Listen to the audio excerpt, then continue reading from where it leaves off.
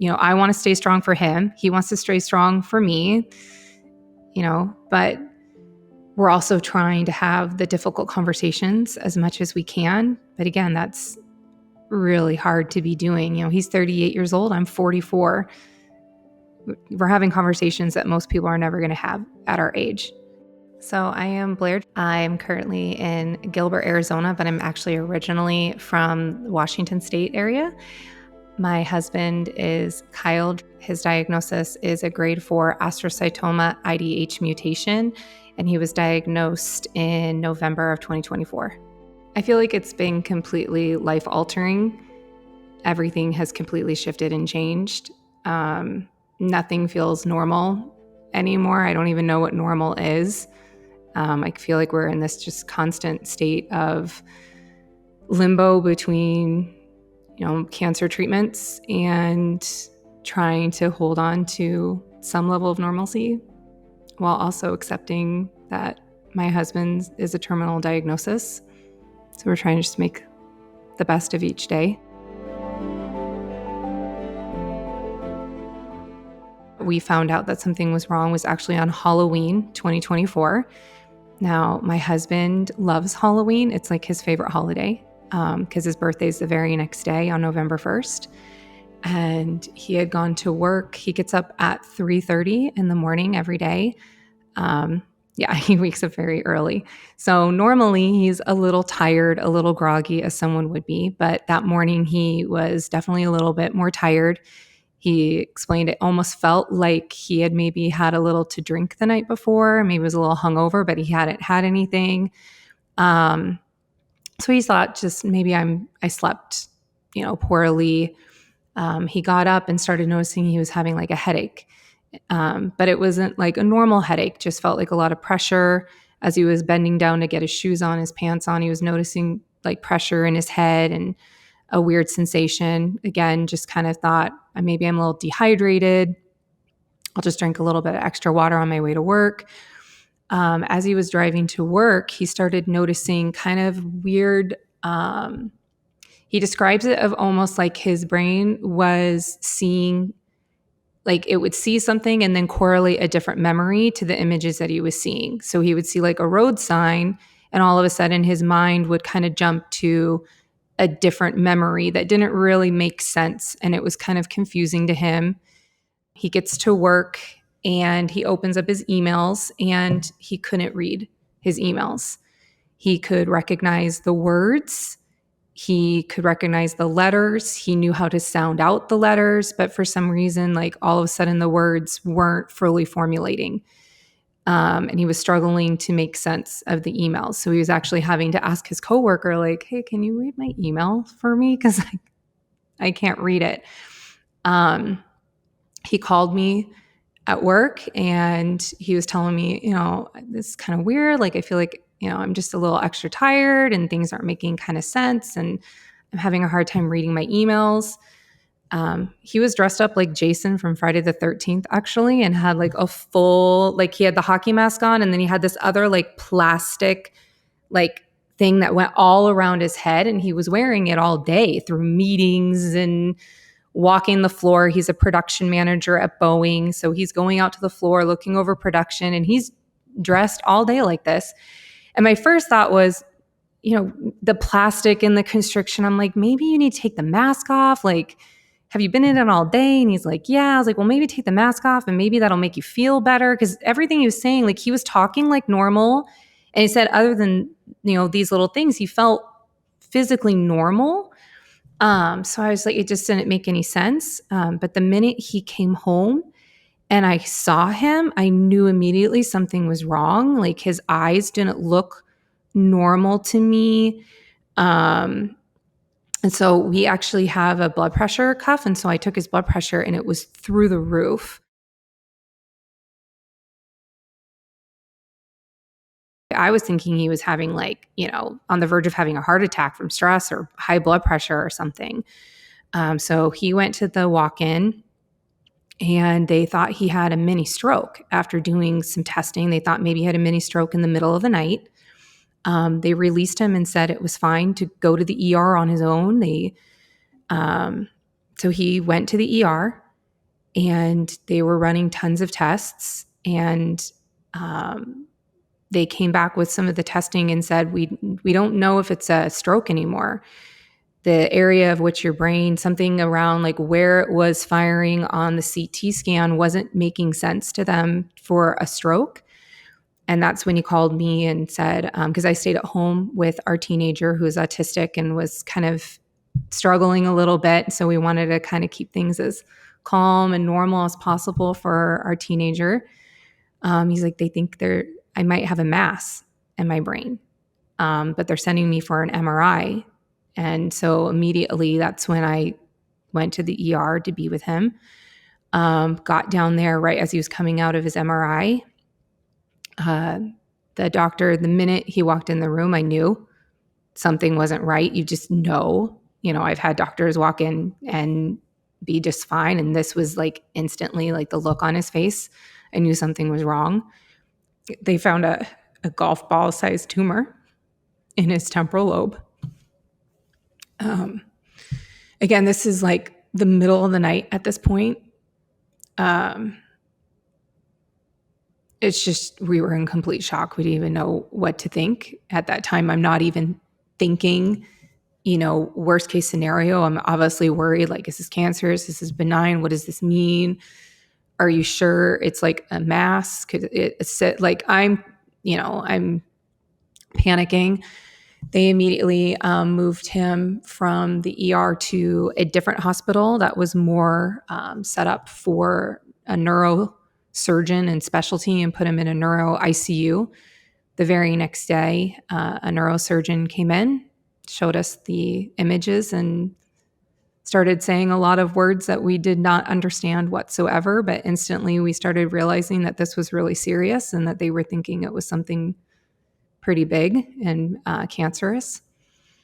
And then he had surgery that day on his 38th birthday to remove the tumor. Once we started having conversations with the neurosurgeon, because instantly my husband, he's thinking, how did I miss this, right? How do you go, how long, and all of a sudden you have a tumor in your brain that you didn't know you had. So we're trying to figure out what were the signs. And so after talking to them and kind of looking back over 6 months to a year or more, certain things were popping up as red flags. My husband's short-term memory has always been a little foggy. He played, though, up until we started dating, he was playing semi-pro football. So he's taken a few hits to the head. He was an offensive lineman, so he was getting hit every single game. So he always kind of chalked it up to, I probably, just maybe like a concussion or two. It's pretty normal. But I would say over that, probably the year before we found out, it was creating maybe more arguments than normal. I was like, I swear I just told you this. Like, you're asking again. Like, how do you not remember this? And he was always like, I'm tired. Like his job is very mentally draining, and he's up at 3:30 every day. So he just kept, and he's getting older, and he's just, thinking it's just normal stress.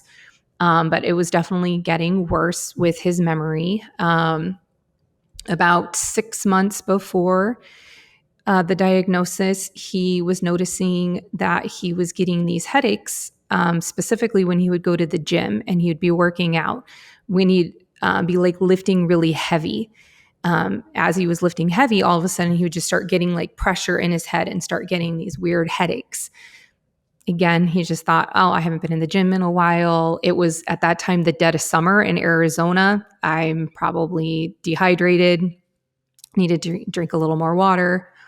The fatigue was really starting to hit him, especially over that summer. He was very, very tired all of the time. He was always complaining about how tired he was. He was taking more naps than he normally would. He did bring this all up to his PCP. And again, they just were like, oh, it's probably stress. You probably just need more sleep. They just didn't really think anything other than just, normal stuff.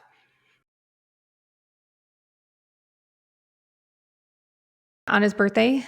He had surgery. It was very quick. They came in that morning, probably like first rounds. It was something like 7 a.m. And by 11 a.m., he was in surgery having the tumor removed. He was in surgery, I want to say, for like 3, 4 hours. I can't even remember now. It was such a blur that entire day. I mean, I was completely exhausted. I hadn't slept, hadn't eaten. So I was just kind of, I was just, I mean, I don't even know how to put it into words. My sister came and sat with me and kept me company because I was just like, I could not even function. When he came out of surgery, everything was looking really good. I mean, obviously, having a surgery like that, you're worried about, are they going to wake up? Are they going to be able to talk? Are they going to be able to walk? Are they going to be able to remember you? These are all the things that they tell you heading into brain surgery of all of the risks. But when I came in, he was sitting up, he was talking, he was very much like himself. So I think that that's also kind of made it harder to even really soak in what was really happening, because he just looked so normal. Even the area where the incision was, I was envisioning something completely differently. And you wouldn't have even been able to tell. I was like, are you kidding me? Like, it just seemed very odd to me. The first 24 hours were definitely the hardest for him. It's almost, think of like a concussion protocol, like times 10. Everything was sensitive, light sensitivity, sound. He got to a point where he couldn't even open up his eyes and really talk. He was just kind of mumbling. Everything had to be very quiet and very dark in the room, but he wanted to constantly hear something familiar. So I was calling family and putting them on speaker so that they could talk to him and keep him calm. I'm trying everything I can do to keep him calm because his anxiety was going through the roof. He wasn't in a ton of pain per se. He was just very anxious, and very stressed out. So I was up that entire night with him, rubbing his feet, rubbing his legs, talking to him, reading to him messages from friends, trying everything I can to keep him comfortable and calm. The day before Thanksgiving, we actually got the phone call from the oncologist letting us know that it was a grade 4 astrocytoma, IDH mutation. So that was really hard to take in, especially like we were not anticipating getting a call, especially the day before Thanksgiving. That day, we really woke up and thought, well, if we're not hearing from anybody, we're definitely not going to hear from today. So we're just going to try to have like a good, fun day and prep for Thanksgiving and really be ready for the holiday. And instead, we got hit with that. And it just, the next several days were, it was really, really difficult for us and our family. It was like a mix of shock and just complete heartbreak and devastation. You plan a life with somebody, you are thinking you're going to spend your whole life with them, and everything kind of flashes before your eyes of thinking like, what does that mean? Like, how many more years do we have left? Days do we have left? How many good moments do we have? I had already done a lot of research on brain cancer over those 3 weeks. So I knew what it meant the minute they said it. My husband, he knew that wasn't good, but he also, because of his aphasia, I said it was almost a blessing in disguise for him because he couldn't read and look at a lot of things. He couldn't Google the things. He couldn't digest that information. So I was kind of taking the brunt of all of that, and I wasn't telling him unless he asked, and we would talk. But I didn't want to overwhelm him with all the statistics and the things that I had seen. So I was absolutely terrified of what this was going to mean. My oldest is 23 years old and getting married. I was instantly thinking, is he going to make it to his wedding day? Our youngest is 13. Is he going to see him graduate? Those were all the things I'm thinking, because a diagnosis like this, you don't know.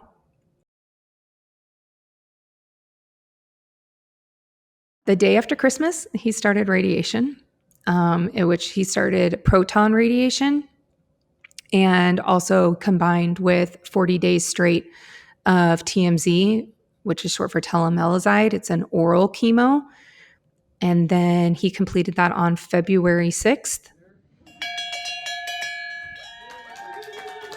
Had a month break to kind of let everything calm down and heal a little bit and the swelling in the brain to come down before he started into the next phase of treatment, which is anywhere from 6 to 12 cycles of oral chemo. It's the same type, the TMZ. They do 5 days on, 23 days off cycles. The goal for him is to hit 12. Especially with his type, they really want to get to 12 cycles. Minimum is at least 6, but that's also dependent on how his body is doing, his blood, how everything is handling it.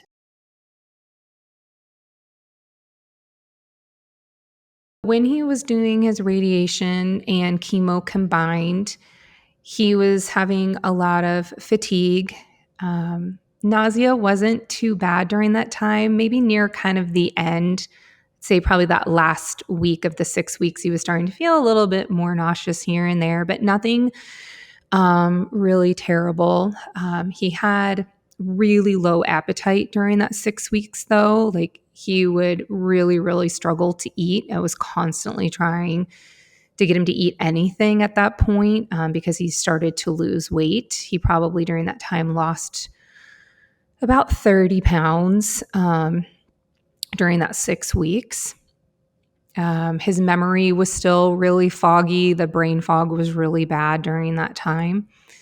When he started the chemo cycles, that's when the chemo, they bump it up. They almost like double or it's over double the amount of chemo that he's taking. So the side effects increase. His fatigue is definitely more than it was before. And the nausea is starting to definitely get a lot worse than it was. He also lost hair in the radiation site, but that's all he really lost. He's almost gotten all his hair back except for one small little area. I think right now it's the emotional end of supporting him and trying to hold his grief and support him as he's moving through so much and seeing him be, he's a big, strong guy. My husband's like 6'7", 280-pound guy. He's a large guy. He's, he's your get up and go. He's your iFixit. He calls himself YouTube certified. He can fix anything in the house. If it's on YouTube, he'll figure it out. He's just a go-getter. To see him not be able to do some of the things that he normally wants to do or to have the same motivation or energy level to do it has been really hard. Seeing him not be able to do something as simple as reading, something that people take for granted, something that people don't really think about. You do it every single day and you don't really think what that would be like to lose the ability to read. It can be really difficult for him. It really hits his pride when we go to a restaurant and I can tell he can't read the menu and I've got to sit there and go through the menu with him. Or he's trying to read text messages from family and I've got to try to read it for him out loud. So he struggles a lot with those little tiny things. It would keep me up in the middle of the night. It was just, I was consumed by it. 6 months now into this, I'm dealing with it every day. There doesn't go a day where I'm not having intrusive thoughts or having moments where I'm getting hit with the weight of what we're going through. Trying to navigate my own grief through the whole, through all of it and trying to manage how I'm feeling. And, I want to stay strong for him. He wants to stay strong for me. but we're also trying to have the difficult conversations as much as we can. But again, that's really hard to be doing. He's 38 years old. I'm 44. We're having conversations that most people are never going to have at our age.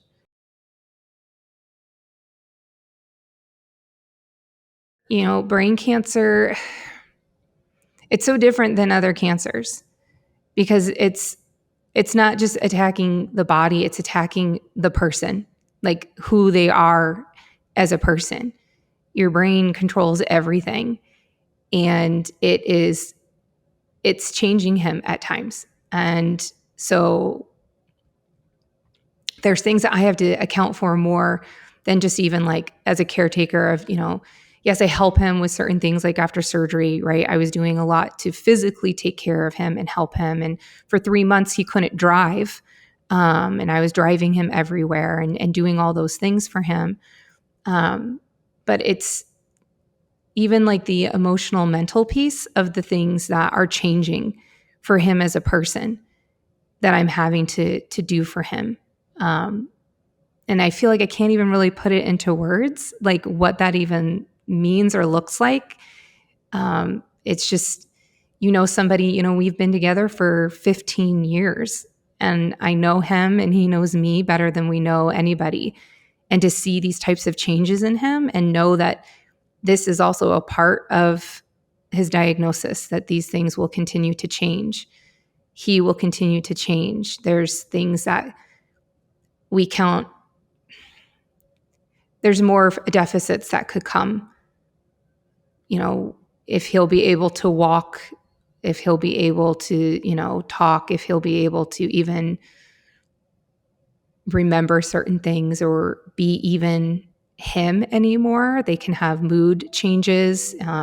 He's definitely more angry and moodier than normal. It's a different type of caregiving than I can even really explain. Find other people that are going through the same thing that you're going through.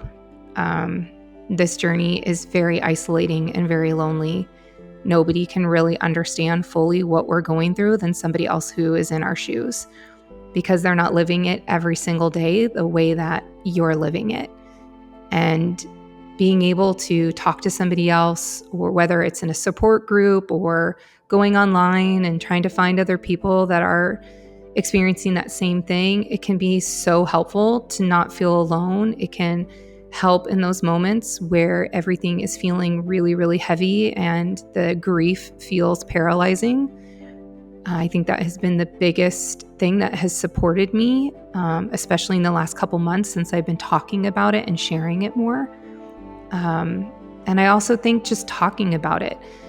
I think so often people don't know what to say to me or to say to my husband. They kind of look at us like we have 5 heads. But we've learned that the more that we talk about it and get comfortable about talking about it, it does help us to share our story.